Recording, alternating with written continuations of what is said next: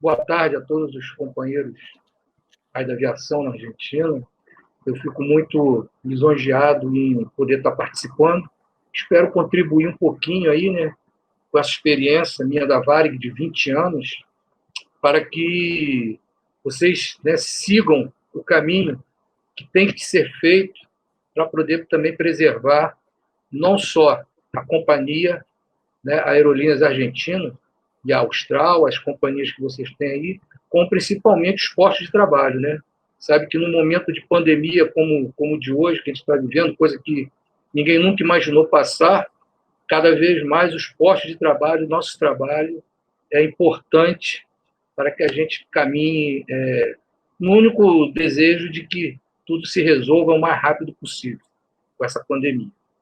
Bem, apresentando um pouquinho para vocês, meu nome é Nelcides Diniz, eu trabalhei de 1980 até o ano de 2000 na extinta Varig, Aviação Aérea Rio-Grandense, e para nós, ex-variguianos, a gente fala variguianos, nós chamávamos de a pioneira, né? A pioneira porque ela foi a primeira empresa do Brasil. Ela foi fundada no dia 7 de maio de 1927, né, por um alemão que veio para cá, e esse alemão ele funda a Varig, e que foi a primeira, como eu falei, a primeira empresa aérea brasileira, e se torna depois a maior empresa da América do Sul, da América Latina na aviação. Foi considerado o melhor serviço de bordo do mundo, e entre as empresas fora dos Estados Unidos, a maior empresa privada do mundo também. Tá? É isso. Então, a Varig, basicamente, ela tem foram quase, não me lembro aí, 80 anos, 81 anos de empresa, né? Uma empresa que modificou muito o modo de pensar, até lá nos primórdios nossos, lá atrás, se falar a relação do trabalhador com a empresa. A gente depois vai falar mais sobre a Fundação Rubem Berta, que era a fundação dos funcionários da Varig, né? E é isso. E, além disso, de ser trabalhador da Varig também por 20 anos, eu fui militante do Sindicato Nacional dos Aeroviários, fui diretor do sindicato de 1985 até 1998.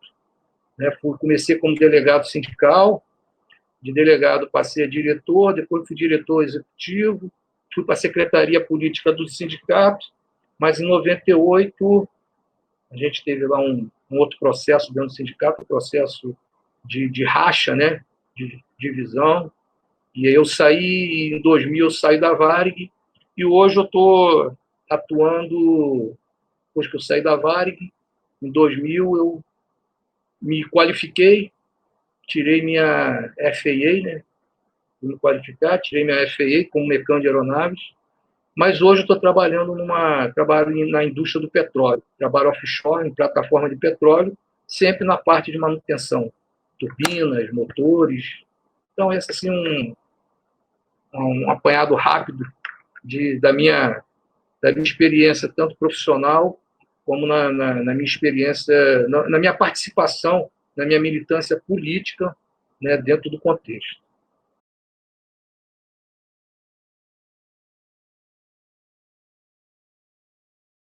Como eu falei antes, né, eu agora entro na questão da Fundação Rubem Berta, que ela começa como a fundação dos funcionários da Varig, que foi criada pelo Rubem Berta, que foi o primeiro presidente da Varig, quer dizer, o primeiro brasileiro depois do alemão, como eu falei, o Otto Meyer.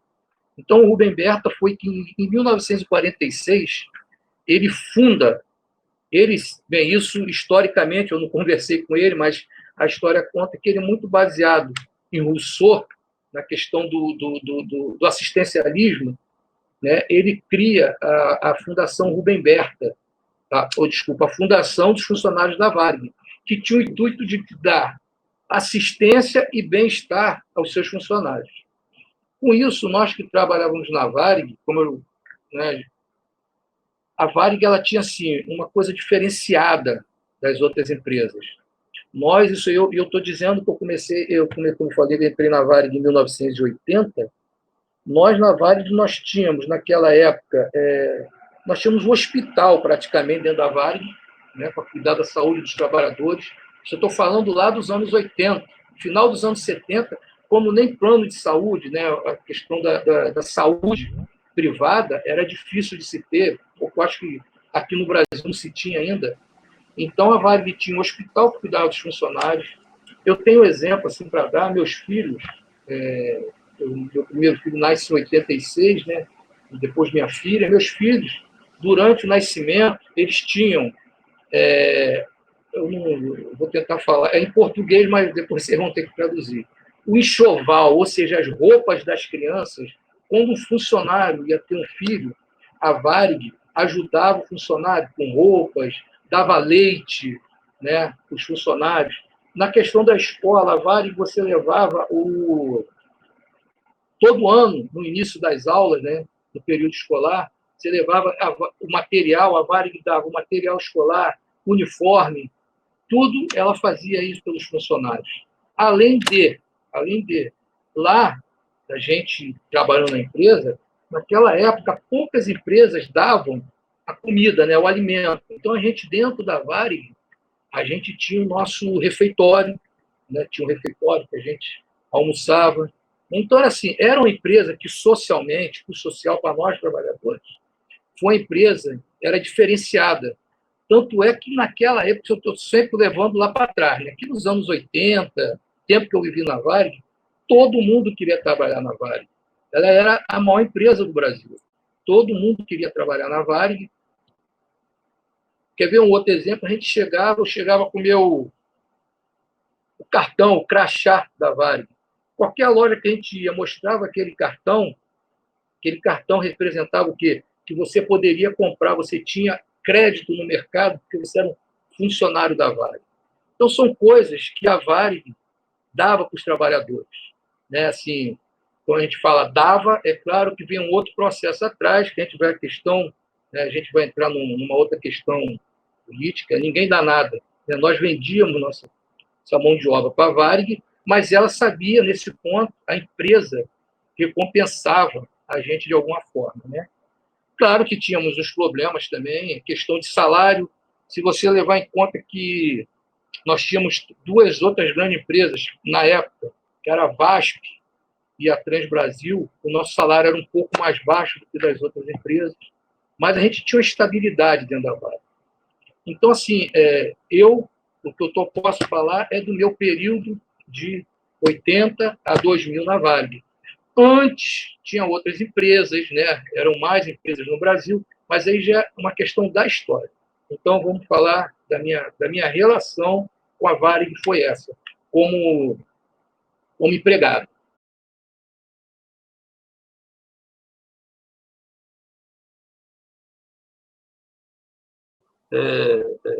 Que voava para o mundo todo, praticamente. Europa, Ásia, Estados Unidos, né, quer dizer, América do Norte, América Central. A Varig se expandiu para todo os continentes. Quer dizer, eu acho né, só não voava para a Oceania, mas os outros 4 continentes voavam, que era a África, a Europa. Quando eu entrei na Varig, a Varig tinha 27 mil funcionários. Nós éramos 27 mil funcionários. Mas depois eu sei que foi diminuindo, como a gente vinha né, quando eu falo com os amigos, no período do ano de 90, na década de 90, com a chegada do neoliberalismo, terceirizações, foram perdendo muito postos de trabalho e a Varig também foi diminuindo o seu quadro. Mas quando a Varig fecha a porta em 2007, 2006, ela tinha 8 mil funcionários. Década de 2000, ela estava com 11 mil, mas aí veio a crise e tudo, e um pouco antes de fechar, ela estava entre 8 e 9 mil funcionários, né, trabalhando na Varig. A gente tem que entender também um pouco do que representou isso, né? Mas aí vai ser em outras perguntas, o que a Varig representou para esses funcionários, né? Para todos nós que trabalhamos na Varig, que hoje, até hoje, por exemplo, eu, como de manutenção, até hoje eu me reúno com meus amigos daquela época minha de manutenção, né, da história do que acontece com a Varig. A Varig, né, como eu falei, é fundada em 27, e aí vem a década de 30, a década de 40 foi uma década que a Varig começa a crescer. Ela começa a sair somente do Rio Grande do Sul, porque, a princípio, a Varig fazia só parte do estado do Sul, né, do Rio Grande do Sul, ali Santa Catarina. E ela começa a fazer outras rotas, né? Tanto é que aí vem a década de 50, ela compra outros aviões, a década de 60, que ela chega a ser o década de 70, o auge dela, mas interessante falar, em 57, a Varig foi a primeira empresa do mundo a posar um jato no JFK, lá em Nova York, que foi o Caravelle. A Varig foi a primeira empresa do mundo, nem a americana tinha posado lá um jato, e a Varig posou em 1957, um Caravelle. Varig inicia no Brasil a era do jato puro, voando com o Caravelle, impulsionado por 2 reatores Rolls-Royce de 10 mil quilos de empuxo. O jato em toda sua força, o jato puro, o Caravelle cruza o espaço a fantástica velocidade de 800 quilômetros horário. Caravelle, o mais avançado birreator da atualidade. Varig, a pioneira no Brasil também da era do jato.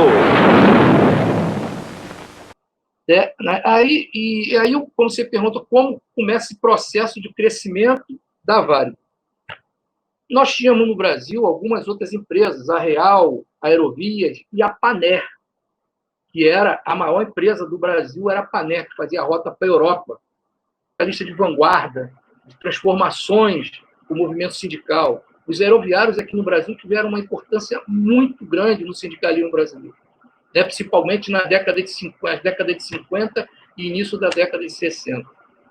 E aí, quando chega em 1965, de um dia para o outro, o governo militar simplesmente acaba com a Paner, termina com a Paner e dá todas as rotas da Paner, que é para a Varig, voar para a Europa, coisa que a Varig não fazia. A Varig só voava para os Estados Unidos. A partir de 65, ela ganha de mão beijada as rotas da Paner, que era a maior empresa do Brasil na época, e vai voar para a Europa. E aí começa a se expandir, né? E cria um monopólio da Varig aqui no Brasil. A partir de 1965, só ela voava para fora do Brasil. Só a Varig voava. Então, passou década de 60, década de 70, década de 80, sendo a única voando para fora do Brasil. Das empresas aéreas brasileiras, só ela voava. Quando entra o governo Collor de Mello, em 90, e aí já vem com a questão do já traz o neoliberalismo, né? E ele começa a abrir. E aí, que a gente estava falando, que você perguntou sobre o monopólio. O monopólio da Varig começa a quebrar.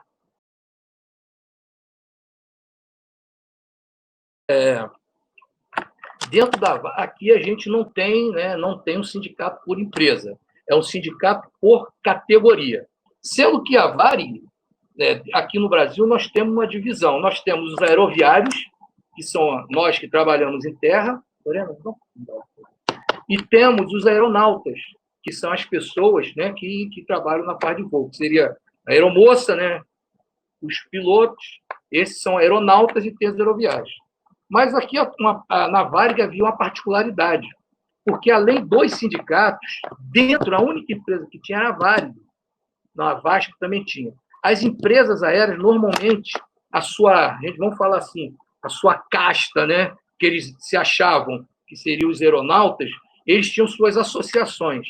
Então, dentro da Varig tinha associação de piloto, associação de comissário e associação de mecânicos de voo. Que naquela época, né, uns anos atrás, existiam os mecânicos de voo, até o DC-10, com a vinda do MD-11, que acaba os mecânicos de voo, mas ainda existiam. Então, assim era subdividido, né, vamos dizer, os trabalhadores dentro da Varig. Nós tínhamos o sindicato dos aeroviários, o sindicato dos aeronautas, e além do sindicato dos aeronautas, tinha essas 3 associações que brigavam diretamente com o sindicato. Então, para você entender, era uma briga assim, eles queriam alguma coisa que, quando o sindicato pedia, eles eram contra o sindicato e eram a favor da vaga, porque eles queriam ficar na condição de que tinham sido eles, né, as próprias associações, que conquistaram o que foi pedido. Então, essa era a subdivisão que a gente tinha dentro da Varig. E a gente vai ver, eu vou falar mais tarde, daqui um pouco na frente, o quanto influenciou isso aí na derrocada, na falência da Varig.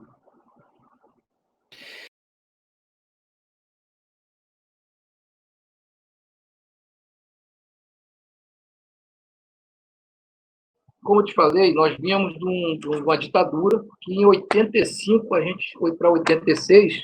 Além do final da ditadura, a gente recupera o sindicato, a gente tira da mão dos interventores que tinham dentro do sindicato, que a gente chamava os pelegos dos trabalhadores. E aí a gente faz uma campanha forte em 86, a gente passa de 4 mil associados para 22 mil associados ao sindicato, e a gente faz uma pressão muito grande pelas nossas conquistas.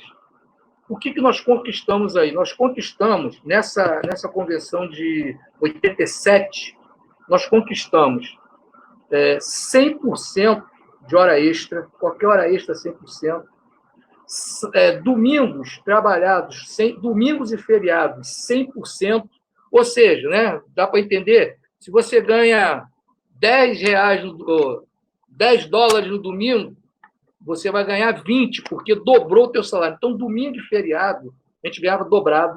A gente teve a implantação do ano Enio. Para cada ano trabalhado, você tinha 1% no teu salário, né? Cada ano. Aliás, a partir do 5º ano, quando você fizesse, você tinha 5 anos de empresa. No 6º ano, você ganhava 1%, fora o que já tinha recebido, claro, nos acordos. Então, isso era automático. Cada ano de trabalho, 1%.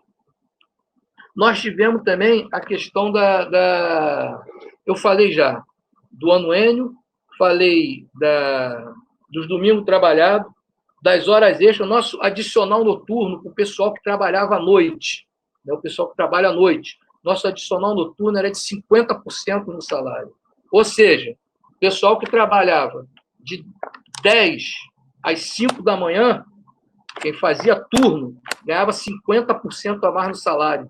Então, foi essa conquista que nós conseguimos, a questão de obrigação de plano de saúde, né? Foram muitas conquistas que, algumas dessas conquistas que nós tivemos foram balizes, elas balizaram a discussão na Constituição de 88. Porque, deixa eu agora explicar um pouco a nossa Constituição. Nós tínhamos uma Constituição e, quando termina a ditadura, é chamada uma nova Assembleia Constituinte, que ela acontece em 88. E nessa Constituinte nossa, que é válida até hoje, muitos itens da questão do trabalhador foram tirados da Convenção Coletiva dos Aeroviários. Entendeu? Então, isso para a gente foi assim, foi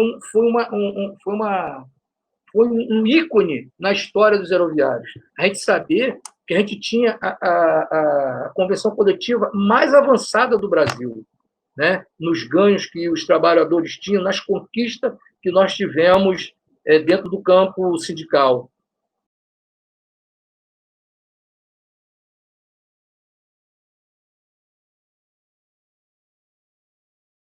Uma coisa é ligada à outra, né? Uma coisa a gente vai ligando à outra. Eu começo a falar dos anos 90, da entrada do neoliberalismo, como você falou, como aconteceu também a questão dos céus abertos, né? Céu aberto, as empresas estrangeiras vindo para cá, mas teve algumas coisas que influenciaram mais na nossa visão. Isso eu converso, porque isso é uma coisa também que não é palpável, é uma coisa que é de ideias e a discussão do que a gente viveu. Teve a questão do dólar, né, do câmbio. O câmbio começa a subir depois, e isso, né, como eu já expliquei, questão da paridade dólar-real, e as dívidas vão sendo aumentadas. Teve deixa eu ver aqui. Além disso, a gente tem também a questão como eu falei, a Varig e a TAM teve a questão política, né? Abertura de céus abertos. Vem TAM, vem a Gol, que é uma empresa de low cost, né? Uma empresa de low cost começa a aparecer. A Varig já não vinha muito bem. Aí você vem, 2001, vem o quê? Lá o September 11, né? As Torres Gêmeas nos Estados Unidos, influenciou na aviação no mundo todo também, né? Como deve ter influenciado com certeza também para vocês aí. Eu me lembro que teve uma época que a Aerolíneas Argentina foi justamente nesse período, né? Foi um período também muito ruim para vocês. Então, isso também influencia. A Varig, ela tentava manter o padrão dela de voos, só que já não tinha mais um número de passageiros suficiente para pagar os seus voos. Mas ela continuava mantendo esses voos deficitários, porque naquele momento muita gente deixou de voar, foi aquela coisa toda, né? Então, a gente tem a questão do 11 de setembro, né? Tem a questão do dólar, da política de céu aberto, né? E tem aí também uma outra discussão, é o seguinte: quando chega, a gente vinha num momento político já de muito embate, com o Fernando Henrique Cardoso já fazendo o que tinha de fazer de ruim para o trabalhador, né? Fernando Henrique tirando vários direitos nossos, inclusive, só um parêntese nisso aí, nós, trabalhadores da aviação, todos nós tínhamos direito, aqui pela lei previdenciária do Brasil, 25 anos de trabalho, nós nos aposentávamos. Com Fernando Henrique, em 1995, ele quebra isso. E aí passa a não valer mais esses 25 anos de trabalho para o aeroviário. E aí começa a surgir o movimento do PT, o PT concorrendo contra o Fernando Henrique. Na época, o candidato do Fernando Henrique era o José Serra. E aí conta, né, que o PT foi pedir auxílio para a Varig para ajudar na campanha, né? Porque a campanha precisa de dinheiro, vocês sabem, não é aí, em todo lugar é assim. Nos Estados Unidos, lá as empresas bancam campanha, escolhem um lado, e a Varig fez uma opção, ela optou em ir para o lado do Fernando Henrique, do José Serra. E a TAM, na época, o presidente Rolim, que era o dono da TAM, ele vai e ajuda o PT. Ou seja, o PT ganha a eleição. Entra o governo Lula. A Varig, isso em 2002, a Varig já começava a dar sinais de decadência. Dívidas a Varig tinha 1 bilhão, arrecadava 1 bilhão, mas devia 6 bilhões. Né? Tinha, assim, arrecadava, mas não pagava o que ela devia. E aí é aquela opção, né? A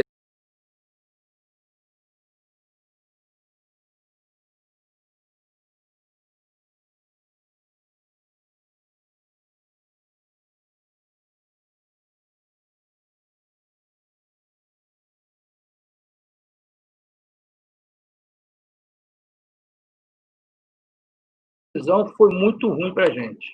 A Varig era uma só. Eu, quando saí da Varig em 2000, ainda não tinha acontecido essa fatia, né? Esse fatiamento da Varig. A Varig depois ela foi transformada em 3, que era a Varig, Varig Log e a VEM, Varig Engenharia e Manutenção. Então, essa divisão enfraqueceu também a Varig, porque eles pensavam em vender a mão de obra. Por exemplo, que a VEM fizesse trabalho para as outras empresas como fazia, e isso ia reestruturar a empresa. E foi o que não se viu isso. Pelo contrário, a primeira empresa a ser vendida foi a Varig Log. Veio um chinês aqui, chamado Lapshan, né, um representante de um grupo de investidores, e pagou, na época, 24 milhões pela Varig Log, sendo que a Varig Log tinha uma dívida de 153 milhões com a Varig. Ou seja, ele comprou a empresa, Como tinha essa dívida, a dívida morreu, ele ficou com a empresa e logo depois ele transforma na Varig Logo, a Logo, e ele vende ela por 400 milhões para a própria Varig. Então, foi todo um processo, né, que a gente diz assim, não entendemos como aconteceu isso. A Fundação Rememberta quis fazer isso. A VEM, que é a Varig Engenharia e Manutenção, foi vendida para a TAP. A TAP hoje ainda existe, né? A VEM, muitos trabalhadores da época da Varig ainda continuam lá na TAP trabalhando, que agora é da TAP, da Transportes Aéreos Portugueses. Continuam trabalhando lá na TAP. E, então, foi isso. Essa divisão não foi bom. A Varig, quando eles pensavam em reestruturar, pelo contrário, eles criaram 3 empresas e foram fatiando e vendendo uma de cada vez, até a falência da Varig, da principal, da Varig Aviação.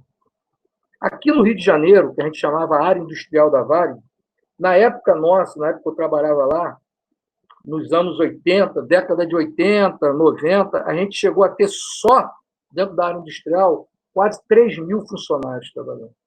3 mil funcionários trabalhando só em manutenção. Porque ali na Varig fazia as revisões, era a única oficina, a Varig era a única oficina representante da GE e da Boeing na América Latina. Hoje não deve ter 400. Não deve ter 400, 500 funcionários lá. Entendeu? Eu acho que está nessa faixa. Eu conversei com um amigo e, como eu te falei, né, a gente tem também que se informar para me poder... E ele me falou que está nessa faixa entre 400 e 500 funcionários dentro de um parque enorme industrial, né, um parque enorme. Não sei se algum de vocês já teve a oportunidade de conhecer o que era a área industrial da Varig. Você tem ideia, lá dentro você colocava, dentro do hangar, você colocava 2 jumbos e mais 2 aviões pequenos, de porte pequeno, 2 737, fora as oficinas. A gente tinha banco de prova, era o único banco de prova que nós tínhamos na América Latina, era o da Varig. Nós tínhamos aí levando para a parte dos aeronautas, a Varig tinha os simuladores que várias empresas do mundo mandavam seus pilotos para vir fazer treinamento nos simuladores da Varig, que era também a manutenção, cuidava deles, a gente fazia a manutenção. Então, esse era um parque industrial enorme que nós tínhamos. E hoje a gente vê que subaproveitado e está lá, com algumas coisas que a TAP vai fazendo, mas nada tão grandioso como no tempo da Varig. Trabalho, eu acho que não muda, a essência não muda. Agora, em salário, com certeza mudou muito. Mudou muito.